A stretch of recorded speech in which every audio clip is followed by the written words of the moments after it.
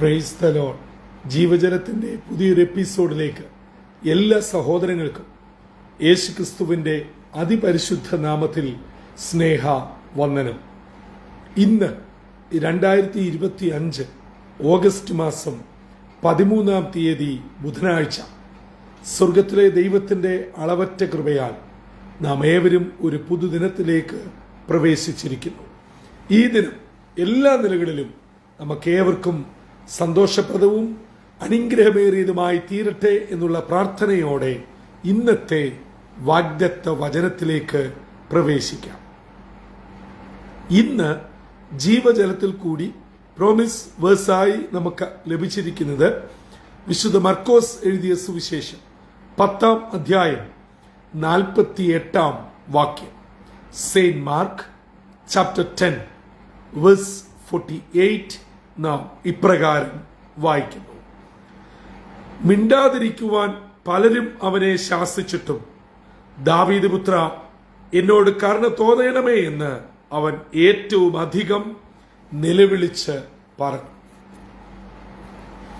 തിമായിയുടെ മകൻ ബർത്തിമായുടെ നിലവിളിയും യേശു കുരുടനായ ബർത്തിമായ്ക്ക് കൊടുത്ത സൗഖ്യവും ക്രൈസ്തവ ലോകത്തിന് വളരെ ആവേശം നൽകുന്ന യേശുവിന്റെ പരസ്യ ശുശ്രൂഷയിലെ ഒരു അത്ഭുത പ്രവൃത്തി തന്നെയാണ്.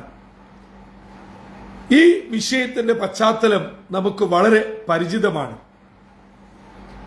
യേശു യെരിഹോവിൽ എത്തിയിട്ട് ശിഷ്യന്മാരും മറ്റനേക പുരുഷാരവുമായി അവിടെ നിന്ന് യാത്ര തിരിക്കുന്ന ആരവാരവം കേട്ട് കുരുടനായ ബർത്തിമായി വഴിയരികെ ഇരുന്ന് ഭിക്ഷയാചിക്കുമ്പോൾ യേശു പോകുന്നതാണ് എന്ന് താൻ അറിഞ്ഞ് അവിടെ ഇരുന്ന് നിലവിളിക്കുകയാണ്: യേശുവേ, മഹോന്നതനായ ദാവീദിന്റെ പുത്ര, എന്നോട് കരുണ തോന്നണമേ.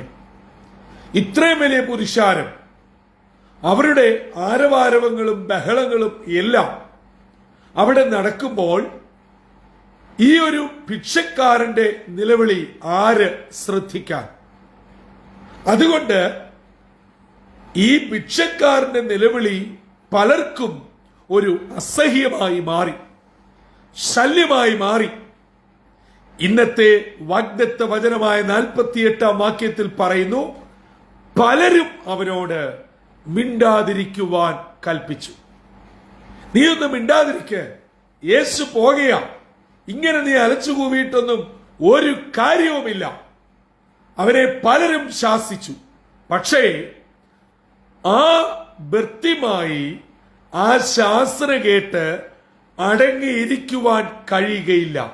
കാരണം അവനാണ് ആവശ്യക്കാരൻ. ആവശ്യക്കാരന് ഔചിത്യമില്ലല്ലോ.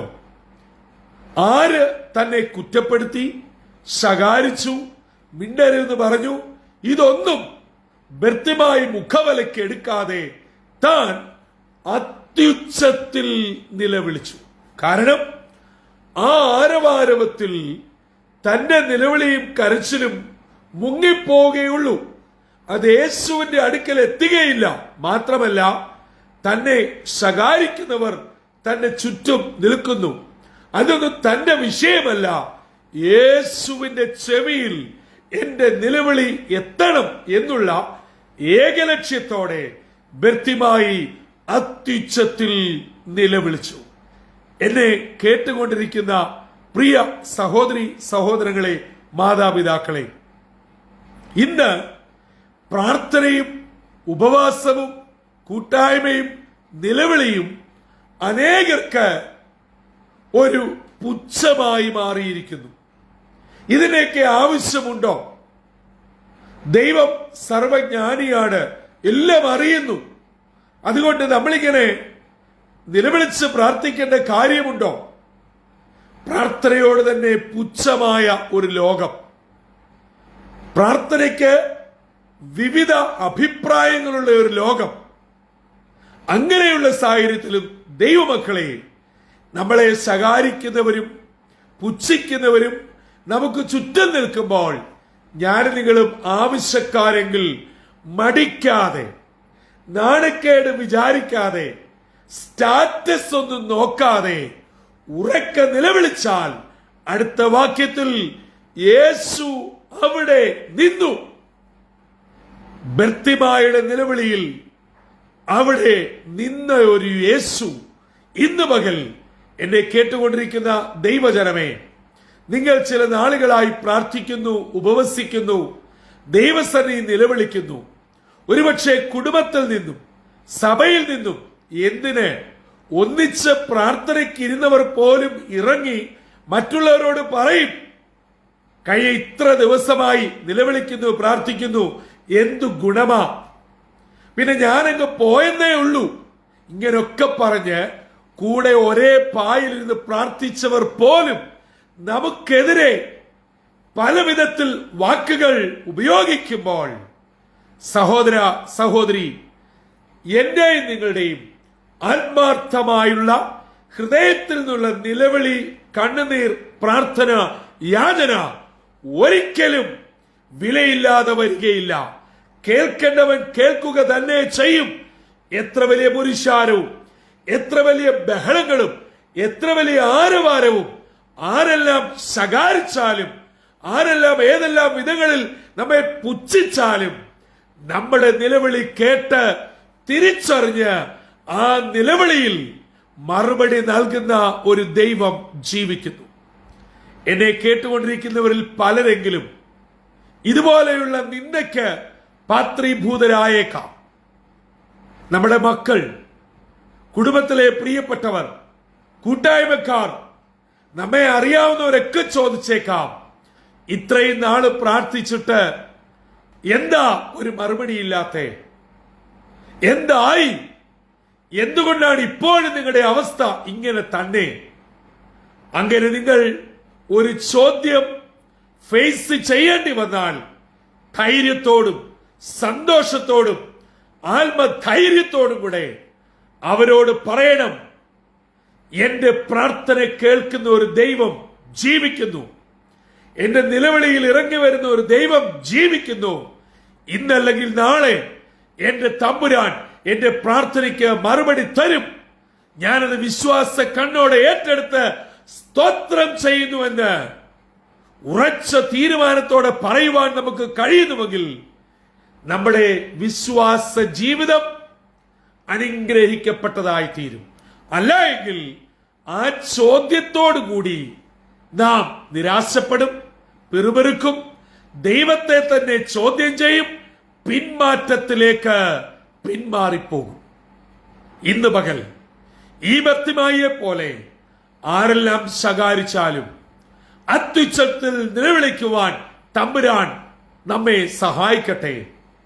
അതെ, നിന്റെയും പരിഹാസവും ദുഷിയുമുള്ള ലോകത്തിൽ അവയൊന്നും കാര്യമാക്കാതെ വെച്ചകാൽ മുൻപോട്ട് തന്നെ കൊണ്ടുപോകുക. നിശ്ചയമായും നമ്മുടെ പ്രാർത്ഥനയ്ക്ക് കണ്ണുനീരിനും മറുപടിയുണ്ട്. അത് ഇന്നല്ലെങ്കിൽ നാളെ നമ്മുടെ പ്രാർത്ഥനാ വിഷയത്തിന്മേൽ ജയമെടുക്കുകയും മറ്റുള്ളവർ കാണെ അത്ഭുത വിഷയമായി തമ്പുരാൻ അതിനെ മാറ്റിത്തരികയും ചെയ്യും. ജീവജലത്തിന്റെ ശ്രോതാക്കളായ ദൈവമക്കളെ, നിങ്ങളുടെ കണ്ണുനീർ തമ്പുരാൻ കാണുന്നില്ലയോ, നിലവിളി കേൾക്കുന്നില്ലയോ എന്നൊരു ഡബിൾ മൈൻഡഡ് ചിന്തയും സംശയം വേണ്ടേ വേണ്ട. തമ്പുരാൻ കേൾക്കുന്നു. നിശ്ചയമായും നമ്മുടെ പ്രാർത്ഥനകൾക്ക് മറുപടിയുണ്ട്. ഇന്ന് വിവിധ വിഷയത്തിൽ വ്യാകുലപ്പെട്ട് വേദനയോടും ഭാരത്തോടും നിരാശയോടും എന്നെ കേട്ടുകൊണ്ടിരിക്കുന്ന സഹോദരി സഹോദരങ്ങളെ, മാതാപിതാക്കളെ, പ്രത്യേകിച്ച് എന്റെ യുവജന സുഹൃത്തുക്കളെ, നിങ്ങളുടെ കരിയർ കെട്ടിപ്പടുക്കുന്ന ഓട്ടത്തിലാണ്, കോർപ്പറേറ്റ് ലൈഫിന്റെ വലിയ കോമ്പറ്റീഷനിലാണ്, സമ്മർദ്ദങ്ങൾ, ജോലിയുടെ സ്ട്രെസ്സുകൾ, പലവിധ മാനസിക സംഘർഷങ്ങൾ, ഇവയൊക്കെ നിങ്ങൾ നേരിട്ടു എന്ന് വന്നേക്കാം. പക്ഷേ തളരരുത്, പതറരുത്, പ്രാർത്ഥനയോടെ മുൻപോട്ട് പോകുക. കാരണം പ്രാർത്ഥന കേൾക്കുന്ന ഒരു ദൈവം ജീവിക്കുന്നു. ആ ദൈവം ഇന്ന് പകൽ ജീവജലത്തിന്റെ ഓരോ ശ്രോതാക്കളുടെയും പ്രാർത്ഥന കേട്ട് കണ്ണുനീർ കണ്ട് നിങ്ങളുടെ നിലവിളിക്ക് ചെവി തന്ന് നിശ്ചയമായും ഓരോരുത്തരുടെ അടുക്കൽ വന്ന് വേണ്ട വിടുതലും സൗഖ്യവും ആശ്വാസവും നൽകി ഏറ്റവും വലിയ വിടുതൽ നിങ്ങൾ പ്രാപിച്ച് സ്തോത്രത്തോടും സന്തോഷത്തോടും മുൻപോട്ട് പോകുവാൻ സർവശക്തനായ ദൈവം നമ്മെ ഏവരെയും ഇടയാക്കട്ടെ. അതിന് നമ്മെ തന്നെ താഴ്ത്തി ഏൽപ്പിക്കാം, തലകളെ വണക്കാം, പ്രാർത്ഥനയ്ക്കായി ഒരുങ്ങാം.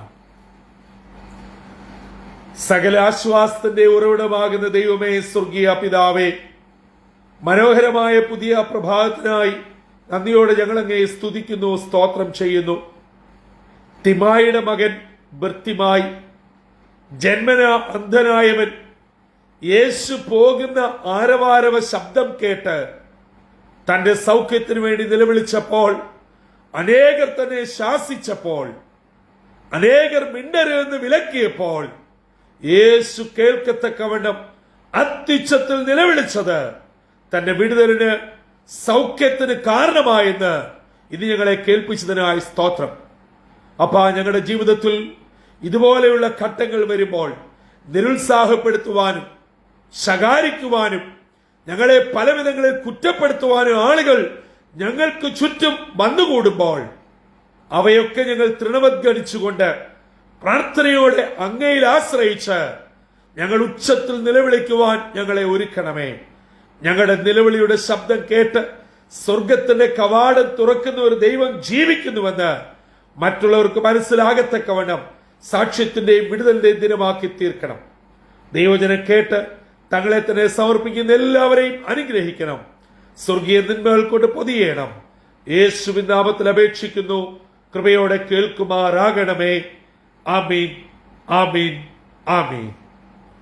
പ്രിയ ദൈവജനമേ, ആരെല്ലാം ശകാരിച്ചാലും നമ്മെ വിരൽ ചൂണ്ടി കുറ്റം പറഞ്ഞാലും നമ്മെ അറിയാവുന്ന, നാം അറിയുന്ന, നമ്മുടെ നിലവിളി കേൾക്കുമ്പോൾ അവിടെ നിന്ന് നമ്മുടെ ആവശ്യം പൂർത്തീകരിച്ച് കടന്നു പോകുന്ന ഒരു യേശു ജീവിക്കുന്നു. ആ കർത്താവിൽ പരിപൂർണമായി ശരണപ്പെട്ട് പ്രാർത്ഥനയോടെ ഇന്നത്തെ ദിനത്തിലേക്ക് നമുക്ക് പ്രവേശിക്കാം. ജീവജലത്തിന്റെ എല്ലാ ശ്രോതാക്കളെയും സർവശക്തനായ ദൈവം എല്ലാ നിലകളിലും അനുഗ്രഹിച്ച് നന്മയോടെ നടത്തട്ടെ. കർത്തൃ ശുശ്രൂഷയിൽ നിങ്ങളോടൊപ്പം brother Santhosh Kodukulanji. God bless you all.